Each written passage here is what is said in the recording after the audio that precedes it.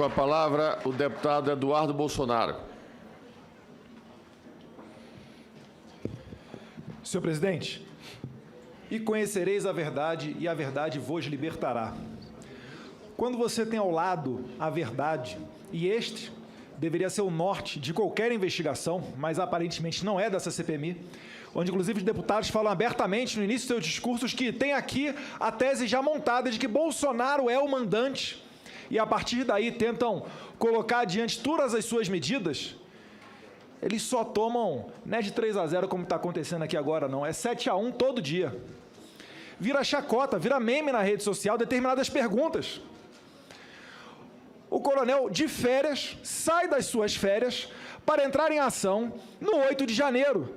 Senador Contarato anteriormente aqui falando que a culpa é de Vossa Senhoria por omissão. Eu me pergunto, vai ser o primeiro caso na história do Brasil em que ocorre a omissão de alguém que estava em férias e atende a um chamado de outras autoridades para ajudar no 8 de janeiro.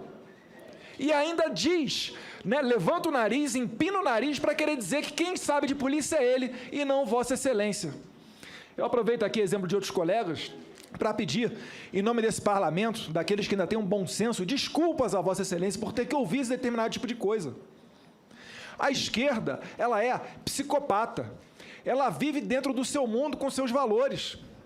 Ela não tem qualquer compaixão de chegar na frente de Vossa Excelência, que aqui demonstra em seu depoimento, com sigilo quebrado, coloca à disposição outros e outros sigilos, e a esquerda ainda assim vem e fala que, com outras palavras, né, que torce pela prisão de Vossa Senhoria.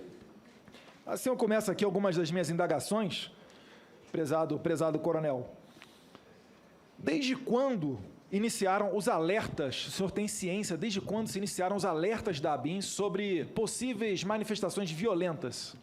Excelência, isso começou a partir das 18h38 do dia 6. 18h38 é o primeiro alerta para aquele primeiro grupo, com o CISBIN, que era a ABIN, com vários órgãos do governo federal. E aí, logo na sequência, no dia 7, logo pela manhã, eles criam esse grupo CISP, né, e aí começam os alertas sobre chegada de ônibus,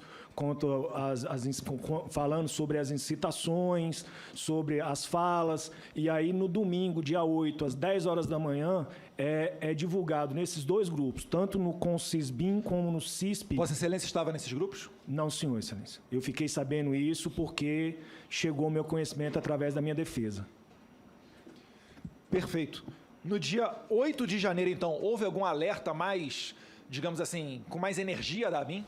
Na minha avaliação, o alerta da ABIN das 10 horas da manhã já era para que acionasse o gabinete. Para ser sincero para o senhor, no dia 7, o secretário já deveria ter acionado o gabinete de gestão de crise.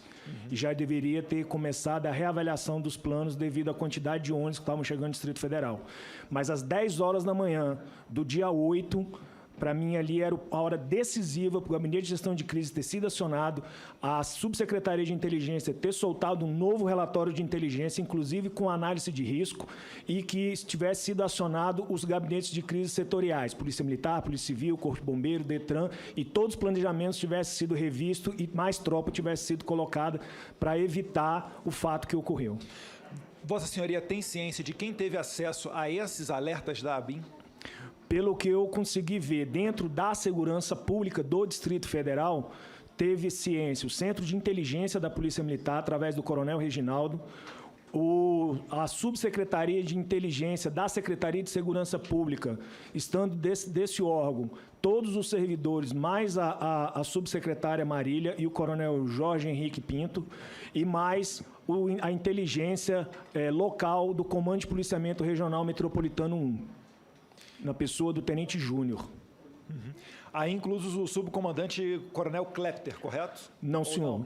Não, senhor. Coronel Klepter não fazia parte desse grupo, fazia inteligência do comandante-geral, Coronel Reginaldo. Além dessas autoridades, Vossa Excelência tem ciência de alguma autoridade do governo federal que estivesse recebendo esses alertas da ABIN também? Excelência, eu não sei citá-los, mas com certeza existia. Existe, inclusive, alertas lá que constam, segundo a informação que chegaram para mim, no número pessoal do próprio ministro do GSI. Então, ao menos aparentemente, o GSI estava ciente de todas essas movimentações, não somente o governo do GDF, correto? Sim, senhor. Perfeito. O governo federal já vinha tomando ciência desde a segunda-feira, dia 2. Mas, durante a semana, todos os relatórios que são enviados é de arrefecimento do acampamento. E aí, curiosamente, na sexta para o sábado, né, os senhores vão ver lá nos relatórios, da sexta para o sábado o cenário muda completamente. Perfeito. Eu tenho uma entrevista aqui do Poder 360, de 23 de abril, em que diz aqui que Ricardo Capelli, que é o braço direito de Flávio Dino, né? Se não fosse, não teria sido nomeado interventor aqui do DF, e tampouco, né, o substituto do GSI, vale lembrar, sem qualquer tipo de experiência na área de segurança pública. Ele fala mais ou menos o seguinte aqui: Capelli comparou o GSI a um automóvel para culpar o governo anterior, abre aspas. Se o GSI não funcionou adequadamente, a responsabilidade é de quem dirigiu esse automóvel durante 4 anos. Entregou ele avariado e entregou ele para o general Gonçalves Dias, que dirigiu ele por apenas 6 dias. De quem é a responsabilidade pelo carro ter pifado no dia 8 de janeiro? Eu pergunto a Vossa Excelência, enquanto militar, Vossa Excelência já foi escusado de alguma atribuição por ter assumido há pouco tempo aquele posto? Não, senhor. Então, na vida militar, sempre foi, ainda que de folga, imperativo da atividade funcional de militar, né, não reclamar do serviço, mas sim, se for de sua responsabilidade, assim fazê-lo, correto? Positivo. Eu falo isso por quê? Porque é estranho não, né? Para quem conhece um pouquinho da esquerda sabe que é normal. A esquerda ela tenta se esquivar da responsabilidade passando às outras pessoas.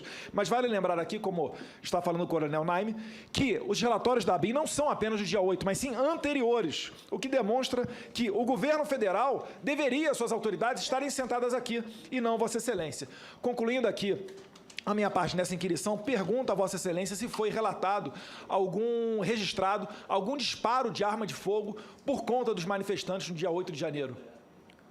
Nem por conta dos manifestantes e nem por conta da ação da Polícia Militar. É uma coisa que me causa muita estranheza, né? Todo mundo bate no peito aí e diz que não houve mortes, né, no dia do dia 8 de janeiro, né? Mas se esquece que não houve mortes graças à atuação da Polícia Militar do Distrito Federal. Perfeito. E ainda aqui, vale lembrar uma matéria da Folha de São Paulo, de 2009, que diz que o então presidente Lula, né, fazendo referência aos seus primeiros mandatos, e não de agora, foi quem retirou as câmeras do Palácio do Planalto. Né? Se não fosse a atuação do então presidente Temer, a gente não teria câmeras dentro do Palácio do Planalto. Isso aqui também é de se trazer a essa CPMI. Né? Veja só, quem é que quer esconder a verdade e quem é que faz mutreta e não quer ser visto por câmeras. Continuando aqui na sequência de perguntas, o senhor tem ciência de que Ricardo Capelli caminhou pela esplanada ordenando prisões? Sim, senhor.